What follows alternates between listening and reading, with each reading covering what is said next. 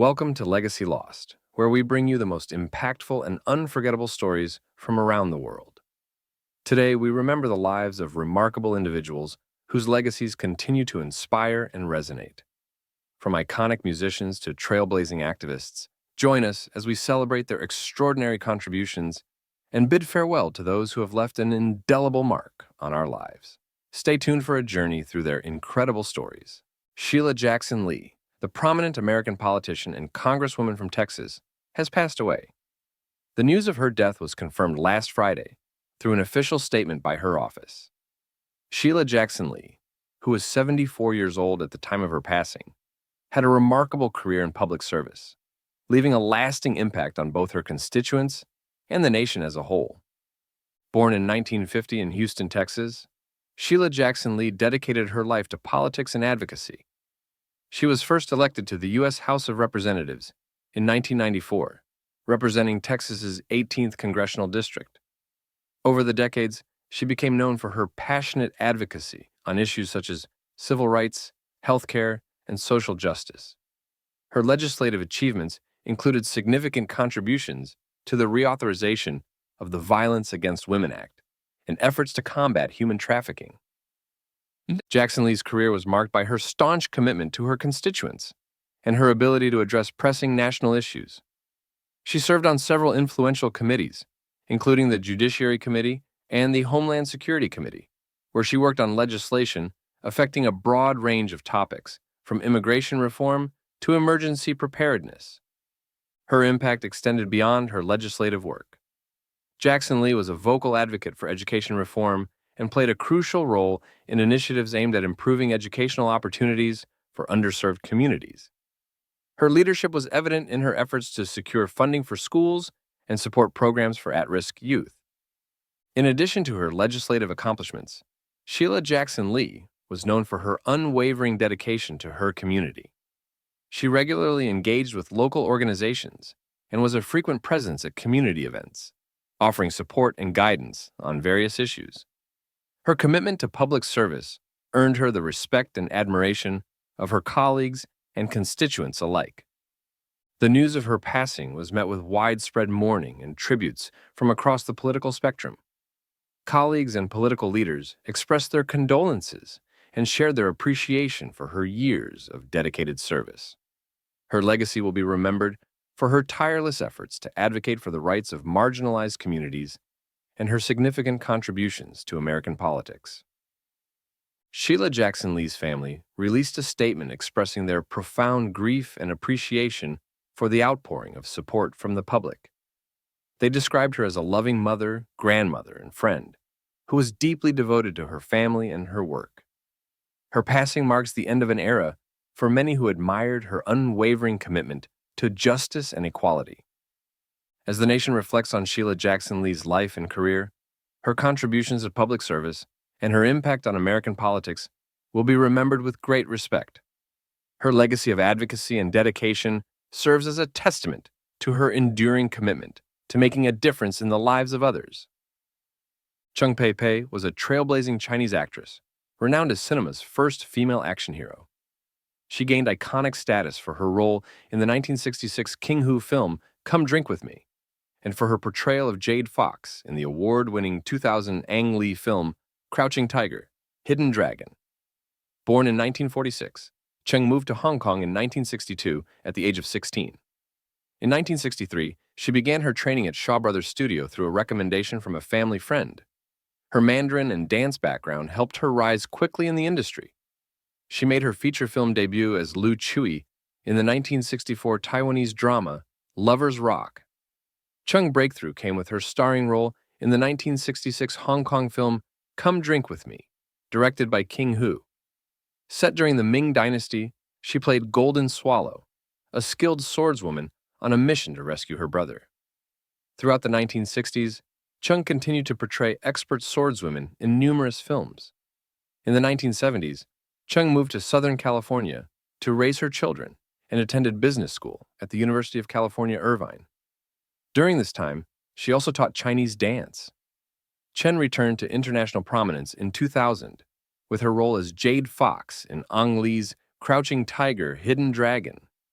She had previously befriended director Ang Lee while hosting the Mandarin talk show, Pei Pei's Time, on the Los Angeles-based TV station KSCI.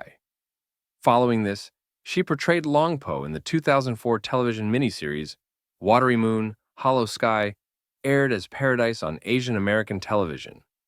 Cheng continued to work with Joey Media in mainland China. Prior to her death, she served as the president of the King Hu Foundation. Cheng had 4 children. Her son, Harry Yuan, is a host on National Geographic, and her daughters, Jennifer, Marcia, and Yujia Yuan, are all actresses fluent in Shanghai, Cantonese, Mandarin, and English. Cheng was also a devout Buddhist. In 2019, Cheng was diagnosed with corticobasal degeneration, but chose to keep the diagnosis private, spending her remaining time with her children and grandchildren. She passed away on July 17, 2024, at the age of 78, due to complications from corticobasal degeneration. Cheng leaves behind a legacy as a pioneering actress and a beloved figure in the world of cinema. George Bob Newhart was an iconic American comedian and actor known for his deadpan and stammering delivery. Starting as a stand-up comedian, Newhart transitioned to acting, earning accolades including 3 Grammy Awards, an Emmy, a Golden Globe, and the Mark Twain Prize for American Humor in 2002. Newhart's breakthrough came in 1960 with his album The Button-Down Mind of Bob Newhart, which became a bestseller and topped the Billboard Pop Album chart. Success continued with The Button-Down Mind Strikes Back. Both albums held the top 2 Billboard spots simultaneously. He hosted The Bob Newhart Show in 1961 and starred as Bob Hartley in the 1972 to 1978 series of the same name, and as Dick Loudon from 1982 to 1990. Newhart also appeared in films like Catch-22, 1970, In and Out, 1997, and Elf, 2003, and voiced Bernard in Disney's The Rescuers films. From 2013 to 2018, he played Professor Proton on The Big Bang Theory, earning a Primetime Emmy. Newhart's comedy often featured one-sided telephone conversations, a style he popularized but credited to earlier performers. His routines included King Kong, The Driving Instructor, and Abe Lincoln vs. Madison Avenue. Married to Virginia Lillian Jenny Quinn since 1963, Newhart had 4 children and 10 grandchildren. The couple were devout Catholics. Jenny passed away in 2023. Newhart's close friendship with Don Rickles was celebrated in the documentary Bob and Don, A Love Story. In 1985, Newhart was hospitalized for secondary polycythemia due to heavy smoking, which he eventually quit. He passed away at home in Los Angeles on July 18, 2024, at 94, from complications of several short illnesses.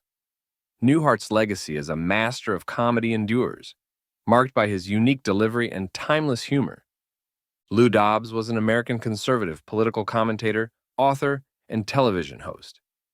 He is best known for hosting Lou Dobbs Tonight from 2003 to 2009 and 2011 to 2021. From 2021 until his death, he hosted The Great America Show on iHeartRadio and loudobs.com. Dobbs joined CNN at its inception in 1980, serving as a reporter and network vice president. He hosted and edited CNN's business program Moneyline, which premiered in 1980 and was later renamed Lou Dobbs Tonight in 2003. Dobbs resigned from CNN in 1999 but returned in 2001, ultimately leaving again in November 2009. He also hosted Lou Dobbs Radio and Lou Dobbs Tonight on the Fox Business Network until its cancellation in February 2021. Dobbs was a vocal promoter of birtherism and known for his anti-immigration views, opposition to NAFTA, and support for Donald Trump. His shows often featured pro-Trump coverage. He was named in a $2.7 billion defamation lawsuit by Smartmatic over unproven conspiracy theories related to the 2020 U.S. presidential election. Additionally, he was part of the Dominion Voting Systems defamation lawsuit against Fox News, which settled for $787.5 million. Born in 1945, Dobbs began his career working in federal anti-poverty programs before moving into journalism. He worked as a police and fire reporter for KBLU in Yuma, Arizona, and as a television anchor and reporter in Phoenix and Seattle.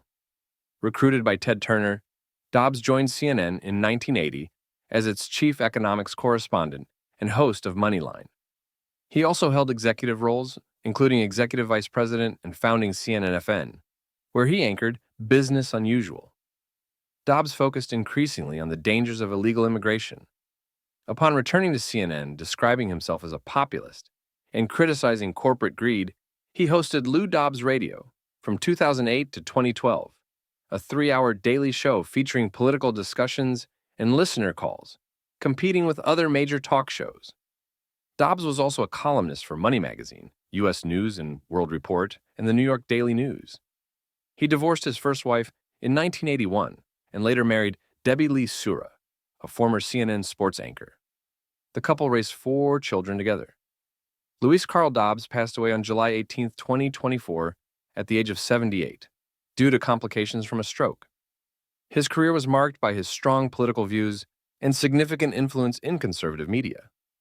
Xabier Deive, an actor from Gallia, has passed away as confirmed last Thursday through a heartfelt statement by the Association of Actors and Actresses of Gallia. The performer, who was 54 years old at the time of his death, had an extensive career in film, theater, and television. Known for his versatility, Dave was part of well-known series such as Rias Bas and Al de Cilela. During the presentation of the series Alol del Camino in 2017, the association expressed its sorrow for the loss and extended its love and support to his loved ones, highlighting the human quality of a beloved and respected colleague by both the public and the profession. Born in 1970, Dave was cherished by the Galician public, having been part of popular series like Rias Bas as El de Cilela, O Atlánticos, Matobos, and Saramura. He also featured in some of the most renowned national series such as Águila Roja and El Ministerio del Tiempo. In addition to television, Dave left a significant legacy in the film industry.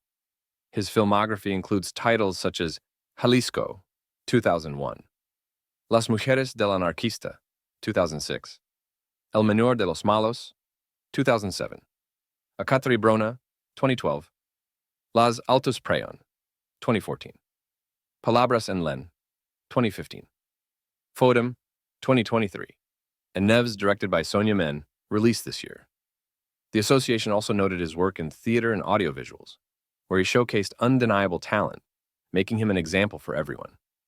They appreciated his contributions to the Association of Actors and Actresses of Gallia, which he presided over from 2019 to 2021, along with his participation in various executive boards, indicating that his selfless work demonstrated his commitment to the profession.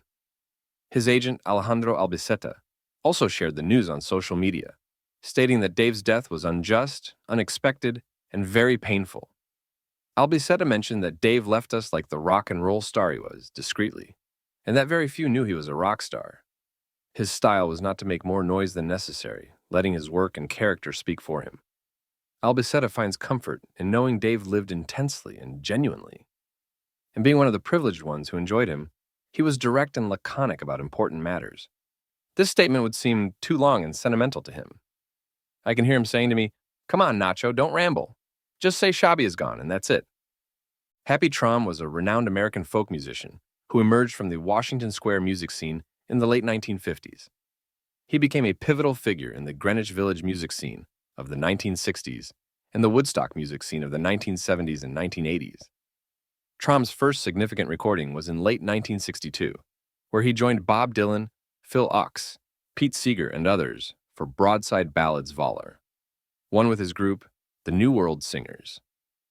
Traum recorded the first released version of Blowin' in the Wind in early 1963 and performed a duet with Dylan on Let Me Die in My Footsteps. These tracks were re-released in 2000 by Smithsonian Folkways.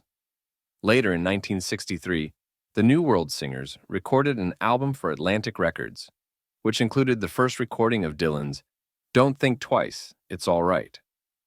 Traum was influenced by blues guitarist Brownie McGee and was well known as part of the duo Happy and Artie Traum with his brother. They released albums like Happy and Artie Traum, 1969, and Doubleback, 1971. He continued as a solo artist and founded Homespun Music Instruction in 1971.